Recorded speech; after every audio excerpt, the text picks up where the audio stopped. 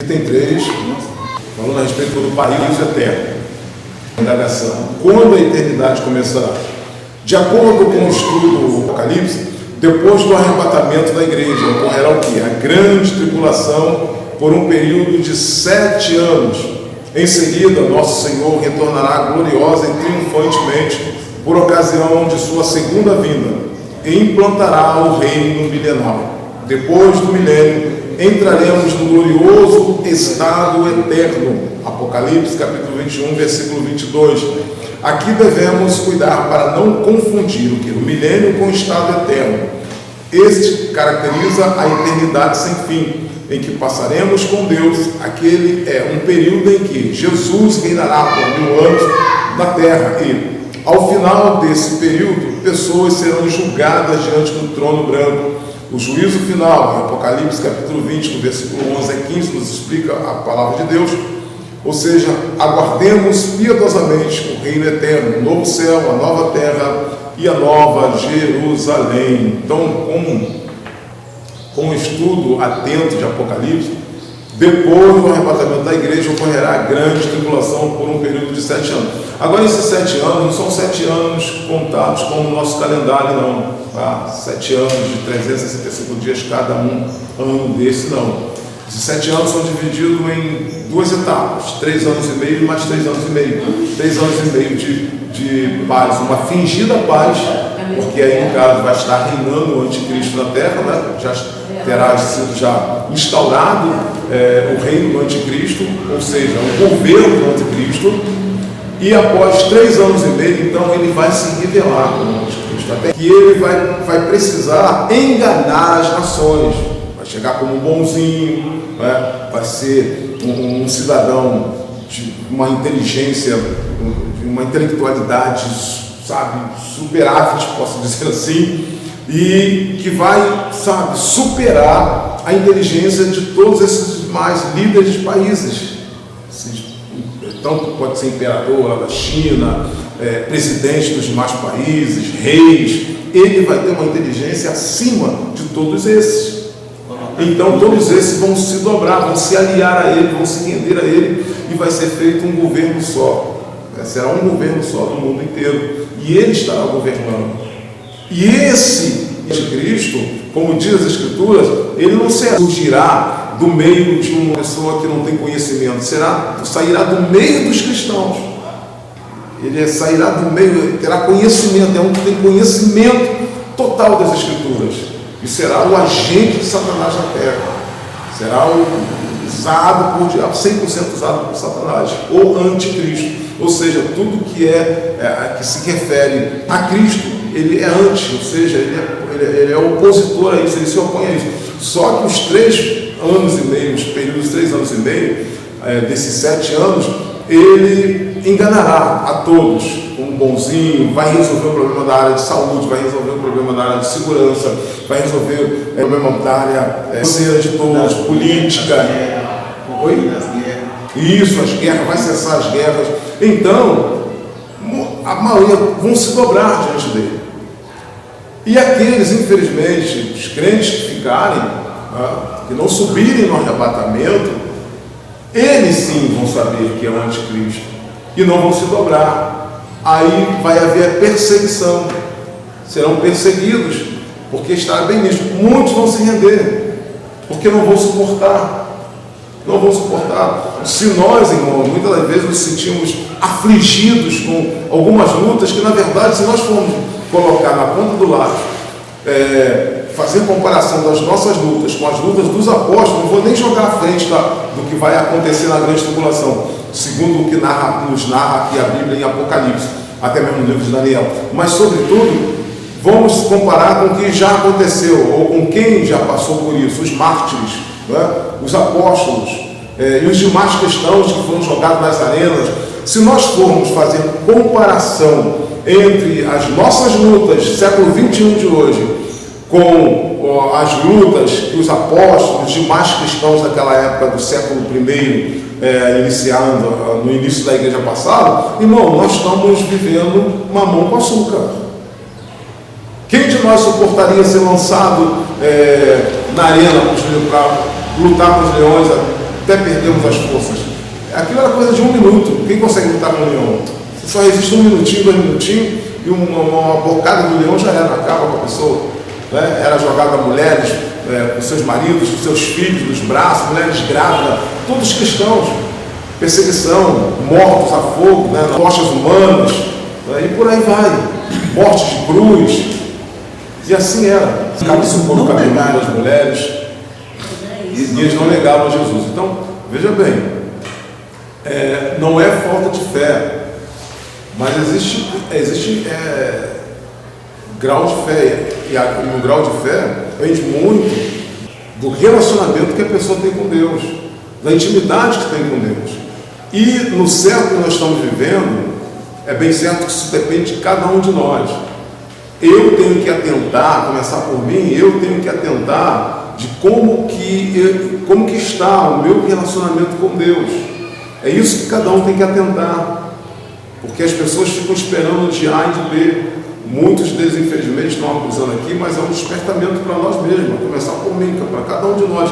Fica esperando um pregador, fica esperando até mesmo na pessoa do pastor. O pastor, nós pastores, nós doutrinamos, nós ensinamos, nós compartilhamos o que é de Deus dado para nós compartilharmos. Mas é como uma sala de aula, é muito mais, obviamente, que é requisito espiritual, mas um texto de exemplo.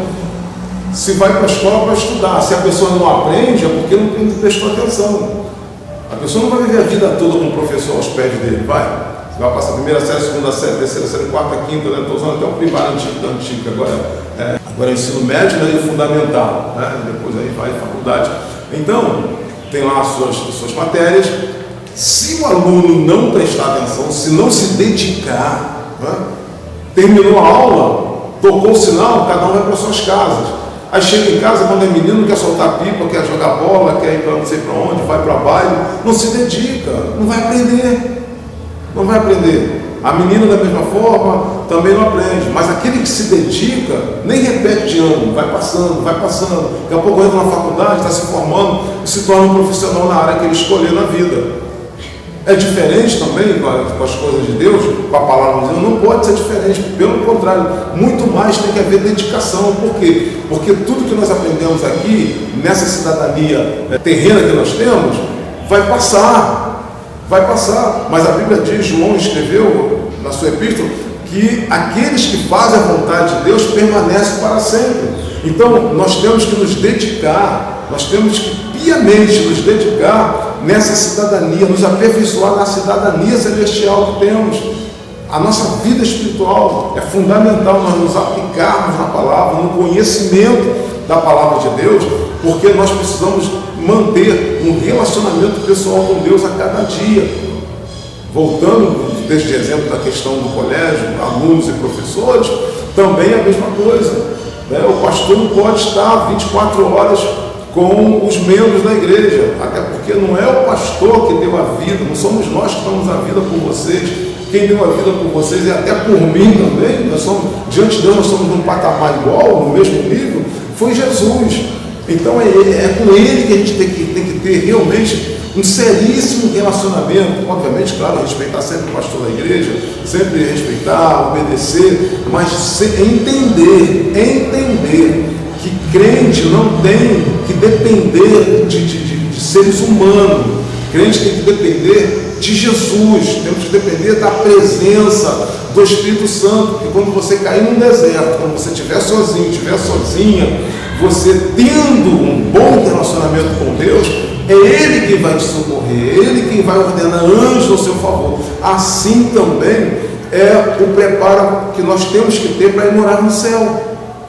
Ninguém pode preparar o outro, nós é que temos que nos auto-preparar, porque a salvação é individual e a responsabilidade, ela é pessoal. Terminando o item 3, aqui devemos, lá embaixo, depois da referência a Apocalipse 21, 22, aqui devemos cuidar para não confundir, né, o milênio com o estado eterno. Este caracteriza a eternidade sem fim em que passaremos com Deus, aquele que é o período em que Jesus reinará por 1000 anos na terra, e ao final desse período, pessoas serão julgadas diante do trono branco, o juízo final. Apocalipse 20, 11, capítulo 20, versículo 11 a 15. Então nós aguardamos piedosamente o reino eterno do novo céu, a nova terra e a nova Jerusalém. Então, para resumir a questão dos 7 anos, 3 anos e meio de paz, uma falsa paz, depois ele se revela, e depois mais 3 anos e meio agora de perseguição, que aí ele vai se manifestar mesmo, porque durante esses 3 anos e meio ele vai tentar persuadir aqueles que não estão em concordância com o governo dele. Ele vai tentar ganhar essas pessoas. Irmão, Deus, dá uma olhadinha para os dias de hoje, discernimento é tudo. Ainda não estamos, graças a Deus, não estamos vivendo ainda milênio, nós estamos na expressão da graça. Mas Deus, Ele já nos dá desse discernimento. Hoje nós temos, irmãos, com muito carinho e respeito, porque a Bíblia pede para nós orarmos, nos orienta a orarmos pelas nossas autoridades, mas a Bíblia também não nos proíbe de difundir, através da sua própria palavra que nos ensina, para termos cuidado, né, e visarmos, termos discernimento do que acontece ao nosso redor, para vermos lideranças governamentais, elas oferecem dádivas, elas oferecem benefício para mim, para você, para o povo. É bem certo que nós não aceitamos, porque quem tem discernimento não aceita. Nós não aceitamos porque nós sabemos que aquilo ali é querendo nos comprar, é querendo nos persuadir. Tudo por causa de eleições, tudo para que eles possam ganhar isso, possam se posicionar em lugar, numa cadeira de autoridade, para governar sobre nós, extorquir o povo. Já é um sinal, são sinais como vai ser o governo do anticristo. E nós já temos que ter esse discernimento, temos que nos policiar quanto a essas coisas. Lá atrás no Antigo Testamento nós temos já um grande esclarecimento sobre isso. Quando houve guerra de 4 reis contra 5, o sobrinho de Abraão foi levado preso também. Não tinha nada a ver com isso, mas ele morava ali nas margens de Sodoma e Gomorra, né? Consequência de ter se separado do tio, ele foi levado preso. Aí, em razão do sobrinho dele estar preso lá, levado cativo, foi sequestrado, no caso Ló, Abraão então se levantou, reuniu 318 príncipes deles, valentes, homens bravios, valentes, e foi se meter na guerra, e venceu a guerra. Com 318 príncipes, venceu aquela guerra, acabou com aquela guerra. E vindo ele, encontrou o rei de Sodoma e de Gomorra preso no betume, atolado no betume, escaparam da morte.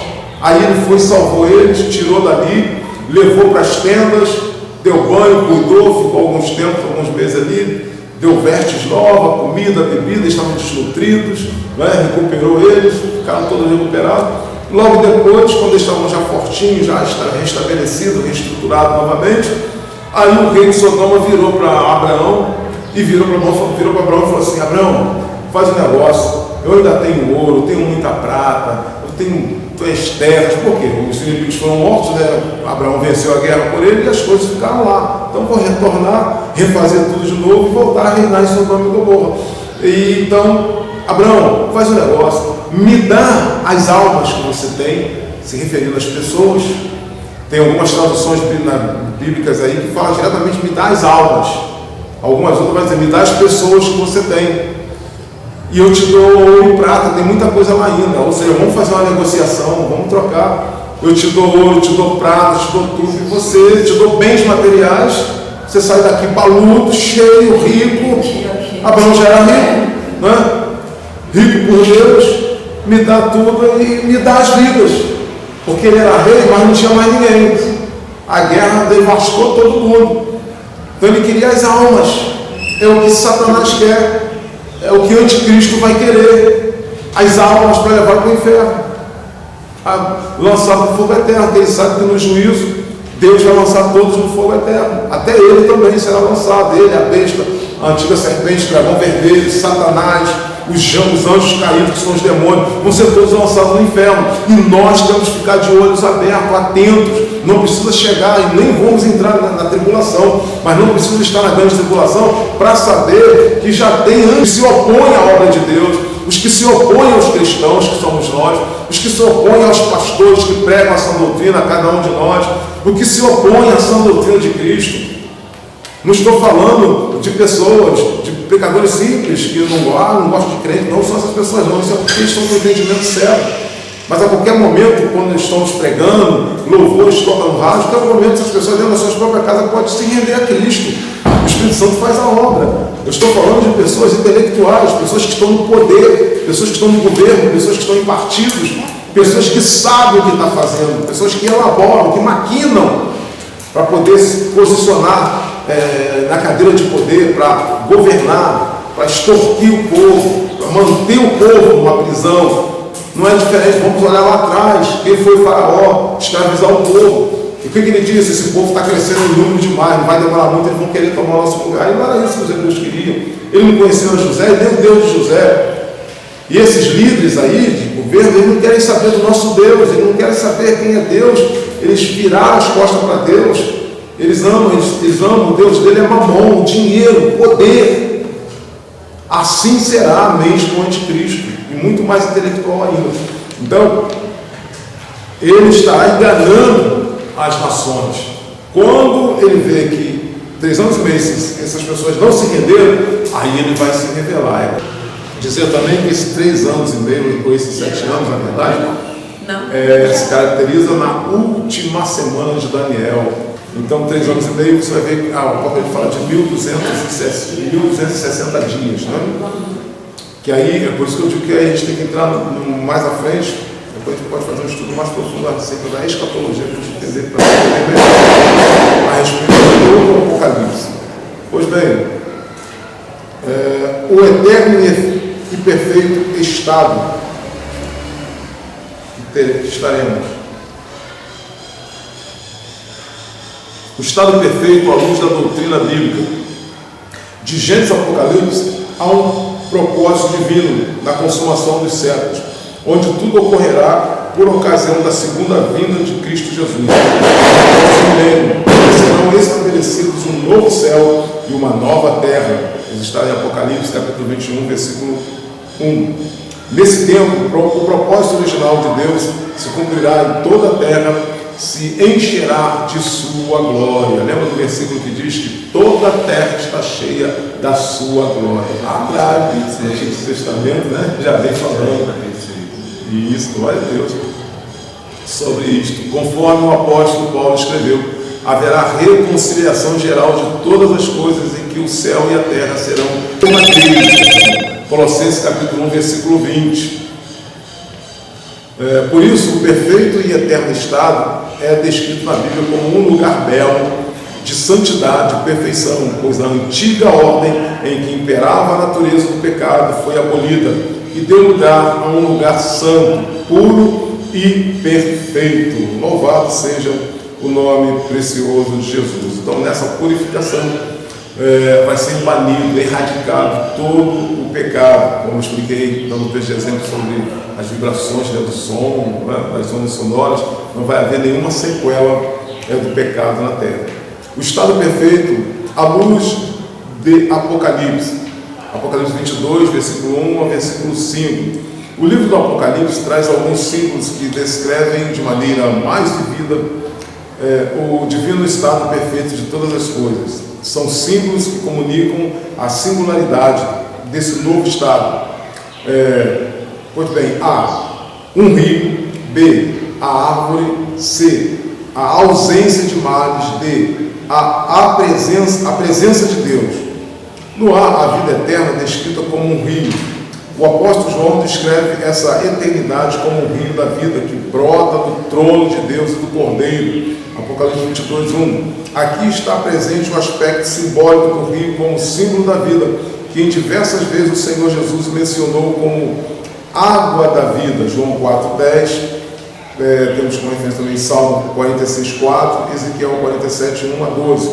A vida eterna é descrita como a árvore da vida remonta ao livro de Gênesis 22,2, com referência ao 2,9, capítulo 2, versículo 9. Que lá do Éden, né, do Éden saiu o quê? Saía um braço. Esse braço referindo a um rio. Saiu um braço lá do Éden. Veja bem, era o único rio que tinha, ou seja, um único braço. Só que esse braço, na sua extensão, ele se formava mais 1, 2, 3, 4 braços. Isso aí, pode ver lá. E esses 4 braços, ou seja, transformados em 4 rios, cada um tinha o seu nome. Né? Gênesis capítulo 2, e rios cheios de minérios, cheios de pedras preciosas, cheios de riquezas. Né? 2, 9, né? o Senhor Deus fez brotar da terra toda árvore agradável à vista e boa para comida, e a árvore da vida no meio do jardim, e a árvore da ciência do bem e do mal. E saía um rio do Éden para regar o jardim. Olha só, saiu um rio do Éden para regar o jardim. Eu vou repetindo em razão da Filmona, eu vou repetindo aqui. E dali se dividia, se tornava em 4 braços. Então, esse rio que saía do Éden se dividia, se tornava em 4 braços. O nome do primeiro Pisson. Pisson. Cheio de quê? Vamos ver o que tinha de bom nele. Este é o que rodeava toda a terra de Ávila, onde havia ouro. Glória a Deus. O primeiro havia ouro. Né? E o outro dessa terra é bom. E o ouro dessa terra é bom. Ali há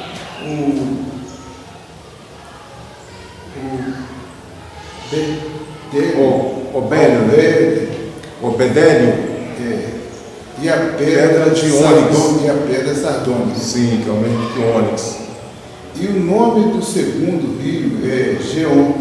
Rio Geon. Este é o que rodeia toda a terra de coxa. Glória a Deus por isso. Então, o nome do terceiro rio o terceiro rio, Hidekel. Este é o que vai para a banda do oriente da Assíria. E o 4º rio é o Eufrates. Graças a Deus. E tomou o Senhor Deus o homem. Até aí tá bom, pastor. Obrigado. Então vocês viram aí que o que está lá em Apocalipse, nós temos já, na primeira instância, lá em Gênesis, esse braço que saía do Éden, se dividia em 4 braços, ou seja, 4 rios. Tipologicamente, esses 4 rios, pode ver que esses rios, eles eram rios ricos, produziam pedras preciosas, né? O primeiro produzindo ouro, tipificando a glória de Deus. O ouro aponta para a glória de Deus. Né? E os demais, as pedras preciosas, ônix, e por aí vai. E eles banhavam-se, eles se dividiam, e a Terra, o planeta, nós sabemos que ele é redondo, eles se dividiam em 4. Esses 4, eles iriam envolvendo o planeta, eles se dividiam, iam saindo. É tipo o Rio Paraíba, ele é grande, né? Então, um texto de exemplo, né? O Rio Paraíba é imenso, né? Ele corta vários estados, né? E vai até o Rio de Janeiro. Vem lá de cima, lá. Isso, ele sai cortando vários estados. E corta na divisa de Minas com divisa de Minas com o Rio de Janeiro, né? E desce e vai embora. Então é um texto de exemplo. Assim também eram esses 4, muito mais, claro, obviamente, que eles percorriam vários trechos. Esses 4 rios, saindo, olha só, saindo do Éden, quem plantou o jardim no Éden? Deus. Então, ali era a fonte. Então, esse rio, o primeiro braço, que no caso quer dizer um rio, ele vinha da fonte. Essa fonte, mais à frente, se dividia em 4 braços, ou seja, 4 rios com riquezas. Esses 4 rios, tipologicamente, eles tipificam os 4 evangelhos. O que Jesus disse? E o meu evangelho será pregado em toda a terra. Olha que coisa gloriosa. Nos 4 cantos do mundo. Tem como fugir de Deus? Está lá em Apocalipse agora. O que nós vemos em Gênesis está em Apocalipse. Deus está falando aqui a respeito do rio. Ele transportou ou não transportou o que estava aqui para debaixo do seu trono? O paraíso. Louvado seja Deus. Então, o que o direito que o homem perdeu aqui, santificando a vida aqui, obterá esse direito novamente lá no céu de luz. Então, vamos permanecer ligados, vamos permanecer, irmãos, firmes, santificando a nossa vida, porque o Evangelho não é um oba-oba. Viver o Evangelho não é simplesmente ser mais um religioso. Não. O Evangelho de Cristo Jesus é santidade, é santificação, é vida com Deus, é abnegar a si mesmo, é largar o mundo, deixar o pecado, é ter raiva, ódio do pecado, é dizer isso não pode mais habitar em mim, é rejeitar o pecado e viver uma vida santa com Deus. Item 2, né? Estado perfeito, à luz de Apocalipse. Está presente o aspecto simbólico do rio como símbolo da vida. Aí o pastor leu em Apocalipse sobre os rios, que está lá em Gênesis, a vida eterna descrita como árvore, e a árvore da vida ele também leu. Agora, os seus 12 frutos de mês em mês e suas folhas simbolizam a vida que triunfou sobre as enfermidades e a morte. Não haverá mais dores, nem doença, pois no divino estado eterno a morte não prevalecerá mais. Veja bem aqui, um item que eu quero frisar bem aqui, veja bem. O nosso corpo, que é essa carne, este sangue, que não herdará o reino de Deus, porque antes de todos os nossos erros e pecados, delitos, mesmo que não fosse cometido por nós nenhum tipo de pecado, ainda assim nós somos pecadores. Pois a Bíblia diz que nós nascemos em pecado, pois em pecado a nossa mãe estava. Isso fala da herdade, nós herdamos o pecado, todos herdaram o pecado de Adão. E se não fosse, mesmo que não tivéssemos pecado nenhum, teríamos que passar pela propiciação dos nossos pecados, da nossa natureza humana. Sendo assim, em razão da nossa natureza humana ser decaída, pecaminosa, essa carne, esse corpo não herdará o reino de Deus. Mas aí é que está. Precisamos estarmos atentos.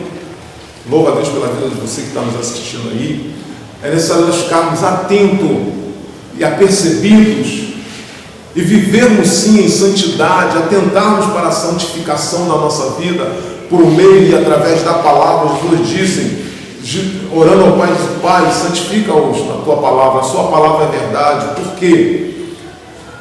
Porque Jesus, ele vai glorificar esse corpo nosso.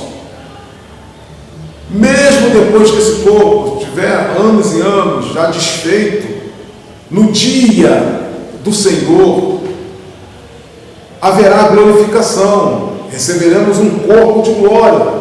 Mas lembremos-nos que a Bíblia diz que iremos, ou seja, esse corpo irá ressuscitar. Nós estaremos lá debaixo do trono da graça de Deus, aguardando o arrebatamento. Se nós morremos hoje, amanhã, antes do arrebatamento, nós vamos estar lá.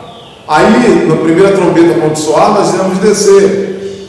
Aí sim, quem estiver vivo aqui, na segunda irá subir. Haverá um encontro nas nuvens com Jesus. Porém, nós não podemos desprezar esse corpo.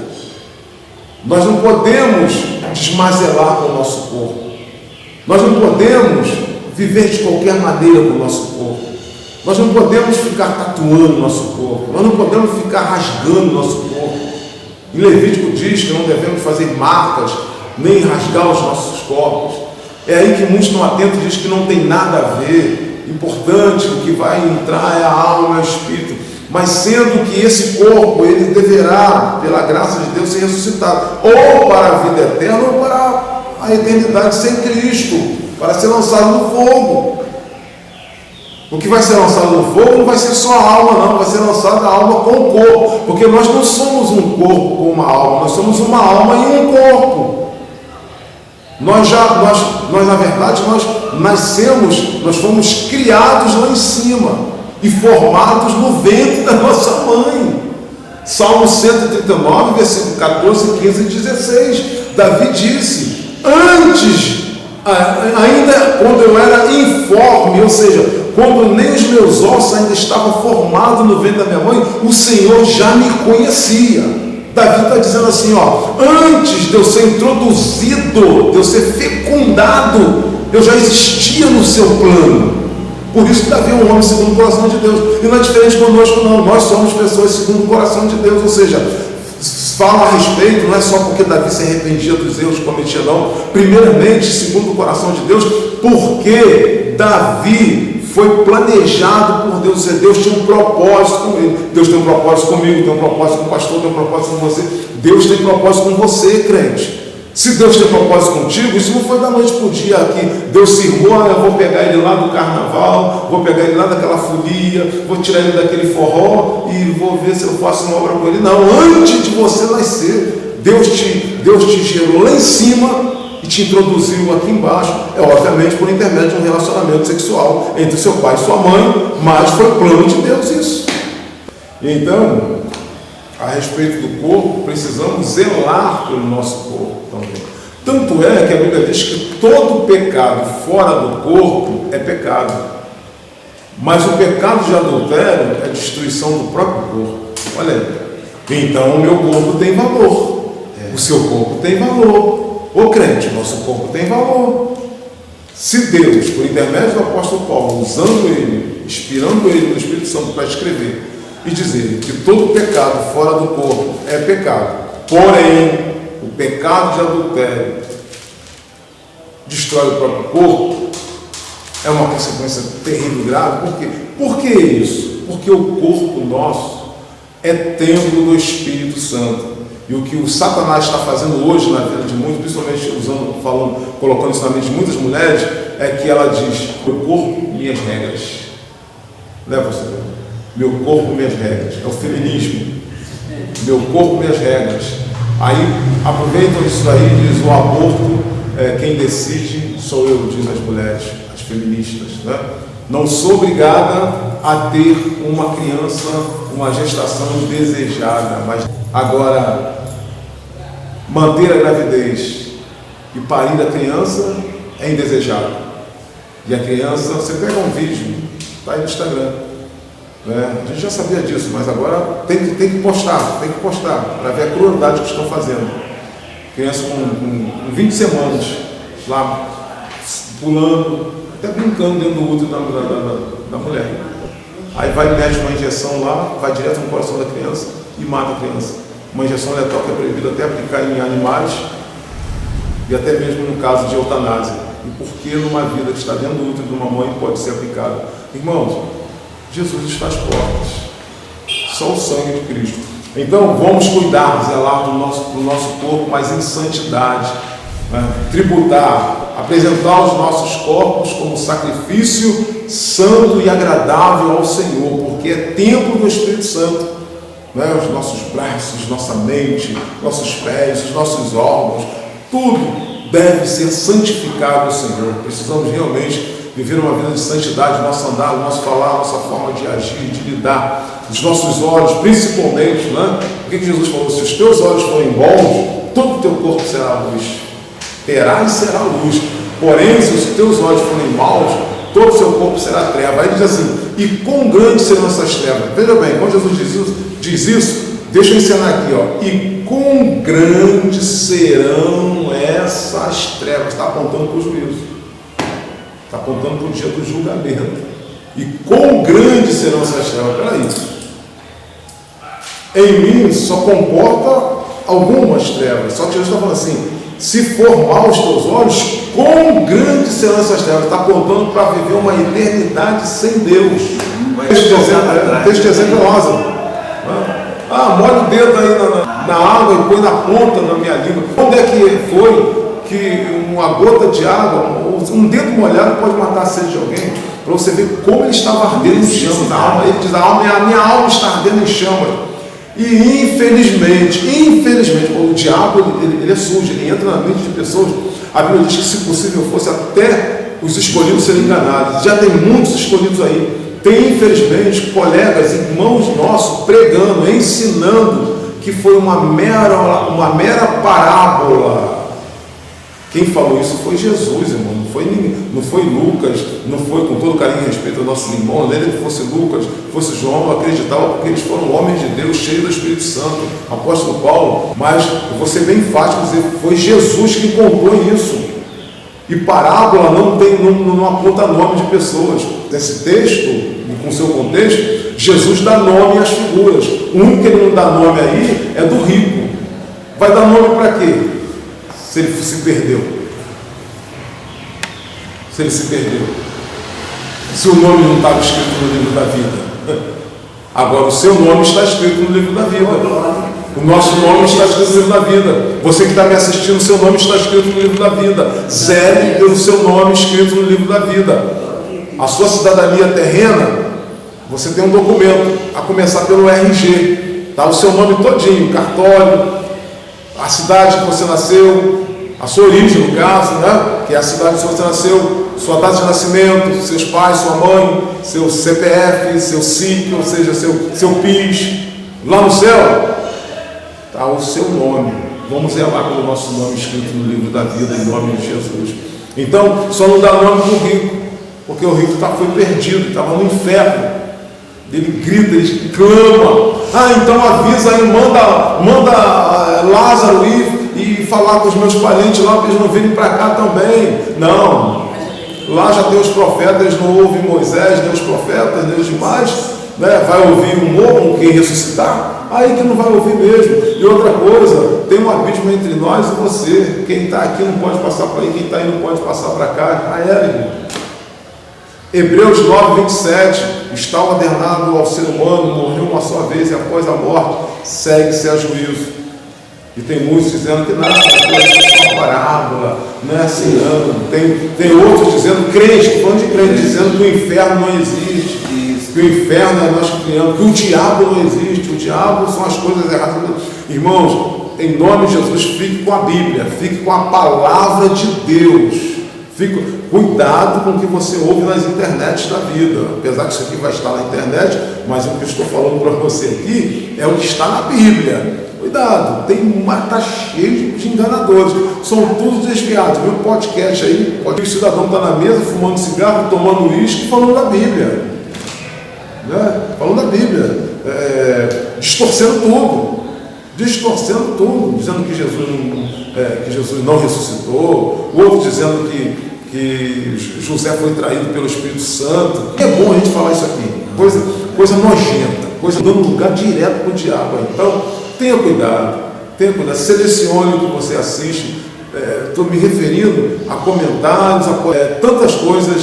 Se diz ser evangélico, se diz ser cristão, e às vezes você está ali parado, aí entra para a internet, aí liga para o seu pastor, eu vi um negócio, é verdade mesmo aquilo. Não é, fica com a Bíblia, fica com a orientação do seu pastor na sua igreja, vai para o ensinamento bíblico, escola bíblica dominical, sabe? Tudo que é da palavra de Deus, não se deixe levar por essas coisas que você está vendo aí, que são coisas que na verdade está sendo pessoas que infelizmente estão sendo instrumento do diabo para enganar você que já tem um conhecimento da palavra e está deixando a mente fraquejar com essas coisas. Que Deus tenha misericórdia de cada um de nós. Pois bem, irmão, vamos aqui terminar então. Letra C lá embaixo. A vida eterna sem males. Não haverá mais maldição contra alguém. Apocalipse 22, 3. O problema do coração do ser humano será para sempre resolvido, pois o mal será plenamente erradicado. Ali, o trono de Deus e do Cordeiro estarão centralizados no coração do ser humano. A vida eterna na presença de Deus. Letra D. Contemplaremos a Deus face a face. Glória a Deus. Só eu que dou glória a Deus aqui? Glória a Deus. Luz para sempre. Apocalipse 22, 4. Que alegria indivisível. Prestaremos culto olhando diretamente para a face de Deus. Irmão, já imaginou isso, irmão? Glória. Já imaginou, irmão, como vai ser na glória? Já imaginou, irmão, como vai ser na glória? Aleluia. Não quero nem fazer anjo para todo lado. Você olhando para a face de Jesus em todo tempo, em toda hora. Aleluia. Glória. Louvado seja Deus pelos anjos, né, irmão? Até os anjos, se vocês for falar isso para eles, dizer, não, olhe para a face de Jesus. Que a gente já está olhando bem antes de vocês. Então, adore a Ele, né? Os anjos estão correndo disso, tá bom? De adoração. Vamos adorar Jesus. Então, que alegria, né, irmão? Sua presença gloriosa fará com que não haja mais noite, não havendo mais qualquer escuridão. Para sempre reinaremos com Ele. Glória a Deus por isso. Item 3 e último é esse, que diz: o estado final de todos os santos. O que todo crente salvo deve esperar? O que todos nós devemos esperar, irmãos? Os santos de Deus, tanto do Antigo quanto do Novo Testamento, nunca viveram nessa terra com a ideia de permanecer nela eternamente. O patriarca Abraão sempre esperava viveu, porém, na sua peregrinação, uma cidade celestial, cujo construtor é Deus. Isso está registrado em Hebreus capítulo 11, versículo 9 e versículo 10, Gálatas 4, 26 e Hebreus 11, 16. Também Moisés, ele passou por ela com essa mesma intenção, deixou o Egito e sua glória, porque tinha consciência de algo melhor, a recompensa gloriosa. Está registrado em Hebreus 11, 24 e 27, fala sobre isso. E eu quero recitar também um certo trecho do Evangelho de João, quando Jesus chamou, não todos, mas 3 discípulos. Esses 3 discípulos que ele chamou, foi 3 daqueles que, uma certa feita, ele disse que, ele disse assim: alguns de vós que estão aqui não morrerão sem antes não ver o Filho de Deus em sua glória. Aí ele chamou 3 desses discípulos e levou pelos. Quando chegou pelos, Jesus se transfigurou, né? É a transfiguração. E na transfiguração, quem apareceu ao lado de Jesus? Moisés. Elias e Moisés. Elias e Moisés. Moisés representando a lei e Elias representando os profetas. Então, esses viram o Filho de Deus em sua glória, que ali estava transfigurado, em sua glória.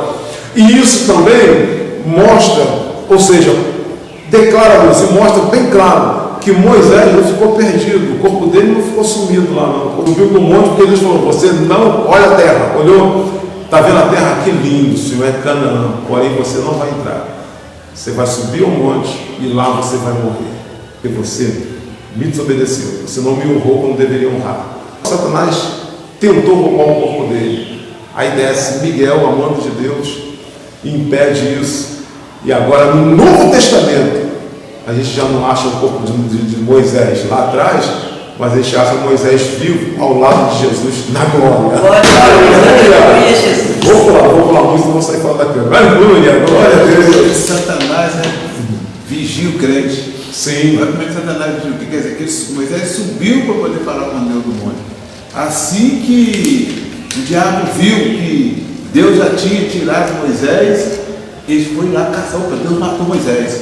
Deus matou Moisés. Cadê o corpo? Cadê o corpo? Isso para reduzir a idolatria. Imagina se não tivesse o corpo, a idolatria seria maior. Já tem idolatria hoje, né? Hoje seria maior ainda. E também, quem mais viu desses outros 3 discípulos? João. João também viu o Filho de Deus em sua glória e foi um grande privilegiado na ilha de Patmos, o qual escreveu o Apocalipse, que nós estamos aqui finalizando na escola bíblica dominical. Né? Então cumprir-se-á o que Jesus disse, que alguns de vocês não morrerão sem antes ver o Filho de Deus em sua glória. E João viu, aleluia, Todo-Poderoso, assentado no seu trono, seus cabelos brancos, da sua boca saiu uma espada, de seus olhos como fogo, os seus pés reluzentes como latão, na sua boca estava escrito, na sua perna a coroa, enfim, o Senhor dos Senhores, o Rei dos Reis, aleluia, o Todo-Poderoso. João viu. Então, ele só morreu depois disso, e ele viu. Irmãos, estão tentando questionar, deturpar a palavra de Deus, mas diz as Escrituras Sagradas que há daquele que acrescentar, e estão tirando Jó, porque estão alegando, irmãos, o nome de Jesus não é esse não, você tem que falar que é Yeshua, realmente é Yeshua, no hebraico é Yeshua, mas por quê? Porque no hebraico não existia a letra J, mas tenta expulsar demônio em nome de João, tenta expulsar demônio em nome de André, em nome de Valdeci, em nome do Jorge, em nome da irmã, não vai sair. Aqueles irmãos lá chegou lá para aqueles. Sai do nome de Deus de Paulo. Sai o nome, não sei de que. Tomar uma costa de demônio, voltar tudo arrebentado. Satanás virou para ele e olha, Paulo eu conheço, o Jesus de Paulo eu conheço, não é você? De quem é você? E pegaram eles. Então, irmão, é tanta balela, é tanta coisa. Vamos pregar o Evangelho, vamos ensinar as Escrituras para esse povo aí que está precisando, carente de salvação. Estão perdendo tempo, criando debates, falando tanta coisa para dentro de si, confundindo a mente das pessoas, onde as almas estão perecendo, precisando, irmãos, que a gente vá para as ruas, pregar a poderosa palavra de Deus, anunciar que Jesus está voltando, que é necessário se desprender das coisas pecaminosas e passarem a viver uma vida de santidade. É isso que precisamos realmente fazer. Eu estou falando num todo, não estou falando de rota de igreja ou de um ministério, não. Num todo, nós cristãos precisamos deixar de falarmos, de comentarmos balelas nas internet, da vida aí, nas plataformas, e sairmos para pregar o verdadeiro evangelho. Ainda que use a internet, vamos usar a internet, mas para pregar o evangelho, para falar a palavra de Deus, para falar do amor de Cristo Jesus para o pecador. Estamos pregando para nós mesmos, dentro das igrejas e também nas internets, crente brigando com crente. Agora pegaram um trecho da música aí, uma música, um louvor que todo mundo cantou, nós cantamos, que salvou muitas vidas, um louvor da Cassiane, tira um trecho, estão botando na internet aquele trecho daquele hino dela que canta Deus não rejeita a oração. Aí estão agora criticando, ou colocando, Deus rejeita a oração sim, quer ver? Aí pega Isaías 59:2, que o braço do Senhor não está encolhido, são seus pecados, versículo 2, seus pecados. Irmão, o contexto, aí pega um texto sem contexto, não quer dizer isso. E está lá no trecho da música da irmã, que a oração do justo está especificado. Deus não rejeita a oração do justo. É uma guerra, você não vê na internet macumbeiro criticando outro macumbeiro, bruxo criticando outro bruxo, você não vê os religiosos brigando com o outro, criticando, mas o que está de crente falando mal do outro nas internet, Facebook, Instagram, irmãos, vamos nos conscientizar, irmão, não dê lugar para o diabo, o sangue de Jesus tem poder. Pelo amor de Cristo Jesus, vamos pregar a palavra, vamos viver o Evangelho.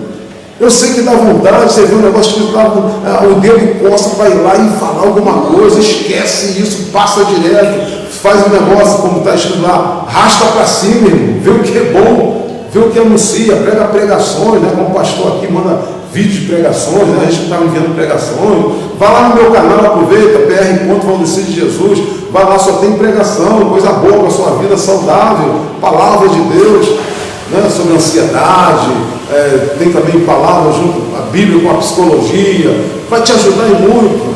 Fica perdendo tempo com essas coisas, está pecando também, está pecando, falando mal do outro, crente falando mal de crente na internet, está errado, deixa que Deus vai julgar. Está fazendo julgar, quem julga é Deus, quem vai tratar é Deus. Vamos pregar o Evangelho. Pois bem, vamos terminar aqui. Pois bem, finalizando. Finalmente, em casa, estaremos em casa. Sabemos que nossa morada final não é aqui, neste mundo, nem na sepultura. Prova disso é que somos denominados de peregrinos, estrangeiros nessa terra. Hebreus 11:13. O apóstolo Paulo nos lembra de que a nossa cidade está nos céus. Filipenses 3:20. Os cristãos que verdadeiramente mantêm comunhão com Cristo e sua palavra cultivam em seu coração o desejo de ir para casa. Como anelava o apóstolo dos gentios, essa é a nossa grande recompensa de quando findarmos aqui na terra a nossa jornada. Essa é a bendita esperança de todo cristão sincero que deseja morar no céu. Louvado seja o nome precioso de Jesus. A conclusão é: o céu é o destino final de uma jornada que se iniciou com um novo nascimento. Entraremos até o final e enfrentaremos inimigos que tentam nos desviar da rota para o céu. Ressaltando que esses inimigos aqui, não está aqui entre parênteses, mas eu quero especificar aqui: esses inimigos são os demônios, tá? Não tenhamos seres humanos como inimigos nossos, de forma maneira nenhuma, ainda que alguém se institui inimigos nossos, mas vamos orar por eles e vamos amá-los, em nome de Jesus. Por isso, durante a travessia da jornada, é necessário toda vigilância e zelo, sabendo que aquele que começou a boa obra aperfeiçoará até o dia do nosso Senhor Jesus Cristo. Portanto, coloquemos nossos olhos no autor e consumador da nossa fé, olhando para a frente, pois a Canaã celestial é logo ali, e nós entraremos na Nova Jerusalém.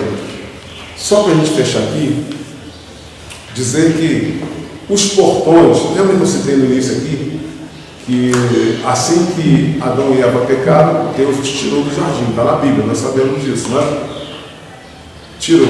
Antes de Deus criar Adão, criou o anjo de luz para guardar o jardim, para guardar o lugar, o Monte Santo do Senhor, onde futuramente depois plantou o jardim do Éden, local paraíso,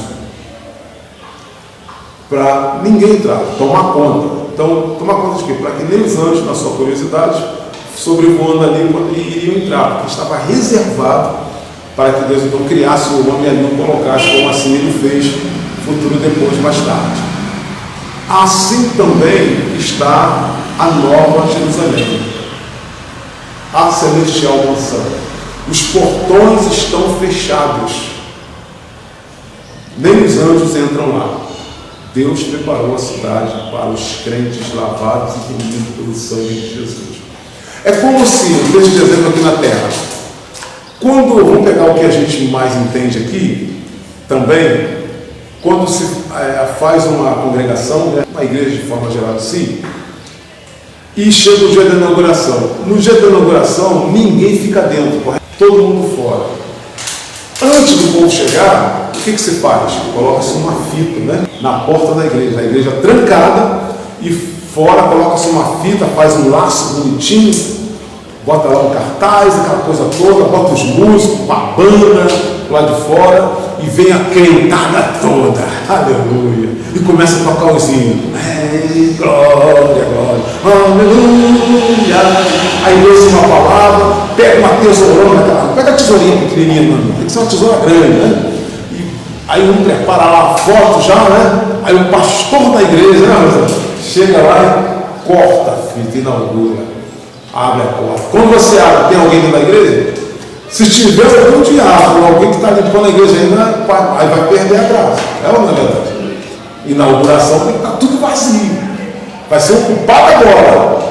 Aquela crentada toda entrando, marchando, tocando pandeiro, surdo, né? Cantando os hinos, louvando a Deus, saxofone, que coisa gloriosa, aleluia. Então é a entrada triunfal dos santos, aquela nova congregação está sendo inaugurada naquele dia. Glória a Deus, estou profetizando, mais 3, mais 4 congregações, cheia de crentes lavados e remidos, enquanto a gente não vai para o céu, em nome de Jesus. É assim, estou dando desde exemplo como vai ser. A Nova Jerusalém está fechada, os portões estão fechados, porque a Bíblia diz que os portões serão abertos, então estão fechados, aleluia. Estão fechados. Há um salmo que diz: quem entrará no reino da glória? São os limpos, puros de coração e de mãos limpas. Aleluia. Agora está ligado, agora sim. Aleluia. Salmo 24. Quem entrará? Olha, quem estará no seu lugar santo, louvado seja Ele que é limpo de mão, puro de coração e limpo de mão, que não entrega a sua alma à vaidade. Uma coisa gloriosa, e nós entraremos aí sim, aí os anjos, irmão, depois do Pai, do Filho e do Espírito Santo, Não tem mais ninguém alegre no céu, depois do Pai, são os anjos. Os anjos estão, irmão, desculpa a expressão aqui, mas é no nosso linguajar terreno aqui, que a gente tem, Deus não leva isso a mal, não. Os anjos estão torcendo por nós. Amém, glória a Deus. Aleluia. Eles estão aqui, visivelmente. Louvado seja o teu nome, Jesus, pelos teus anjos que são tem dado ordem no nosso respeito. Os anjos estão torcendo por nós, no nosso caminhar, nas nossas andanças. Eles são como a gente vê em Hebreus, né?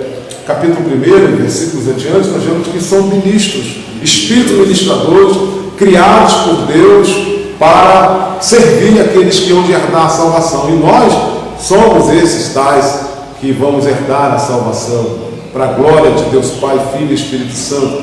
Então eles torcem que a gente permaneça, porque eles estão lá e eles vêm de lá e ficam aqui nos observando. Eles sabem da glória, eles conhecem, eles sabem como é o gozo de estar com o Senhor. Então é que eles não podem falar. Por quê? Porque esse papel atualmente agora na Disputa da Graça é do Espírito Santo. Então há uma ordem, há uma hierarquia, né? Antes do Antigo Testamento os anjos falavam, se materializavam, né? Eles ainda falam, obviamente, não precisa usar a voz, com os olhos, né? Enfim, como a gente aqui, a gente precisa da voz, mas se comunicam só no olhar, eles se comunicam. Mas no Antigo Testamento se materializavam como homens, né? Aparecia, entrou na tenda de Abraão, entre tantas outras passagens que nós temos aqui, de anjos do Senhor, até pessoas que receberam anjos, Hebreus diz que receberam anjos sem saber, dentro das suas casas, né? Dentro dos seus lares, exatamente. Só que agora, na Disputa da Graça, é o Espírito Santo. Então os anjos, eles ficam, sabe, torcendo, irmão, para que, sabe, continue bem no seu caminho, não desvia não, fica firme. Você nem imagina o que te espera lá na glória. O negócio é bom demais, irmão. Aleluia.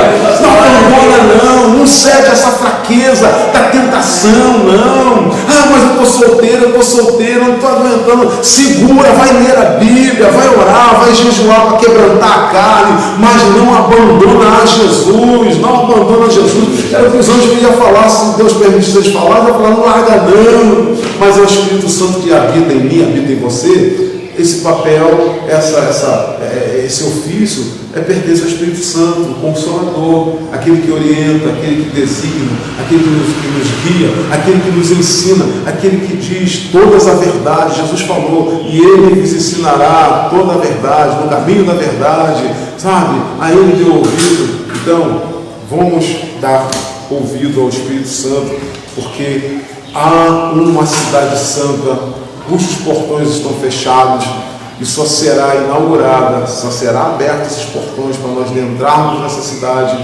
a partir do momento em que nós chegarmos lá, e Jesus então está nos encaminhando até ela e dirá, benditos de meu Pai, entra no gozo do meu Pai, que foi preparado, olha só, desde a fundação para vós. Eu vou estar. Vós? Jesus. Nós estaremos lá em nome de Jesus. Deus nos abençoe no temor da sua palavra. Fico grato, pastor, pela oportunidade de uma vez mais. Tem muito assim, né? Leve no céu, Jesus, há de aparecer em gloriosa luz, todos o hão de ver naquele dia. Eu receber deste lugar, oh que prazer é viver. Cantem o nome de Jesus.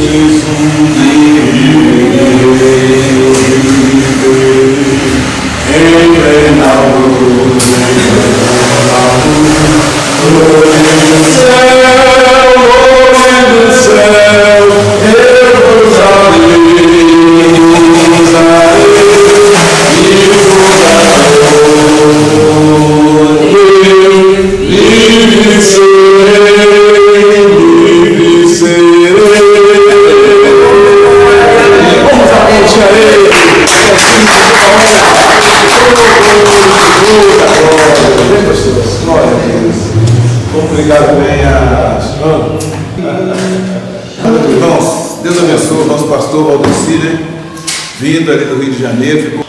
O desejo do meu coração é que ele ficasse para sempre até o dia da vida do Senhor. Que maravilha seria para nós, né? Ter uma pessoa maravilhosa ao nosso lado aqui nos ajudando. Tenho certeza que Deus não mandou ele aqui por acaso. Ele veio aqui fazer uma obra que Deus, né, precisava de ser feita nesse lugar. Bem-aventurado foi os que, durante os cultos que tivemos aqui na rua Amazônia, Deus fez uma grande obra ali naquele lugar, por intermédio do nosso pastor, aqui na igreja pregando aqui no domingo, na quinta-feira. Deus fez uma obra maravilhosa. Deus abençoe os nossos irmãos, as irmãs e participaram dessa escola bíblica dominical. Deus abençoe o pastor Valdeci de Jesus, vindo aqui do Rio de Janeiro.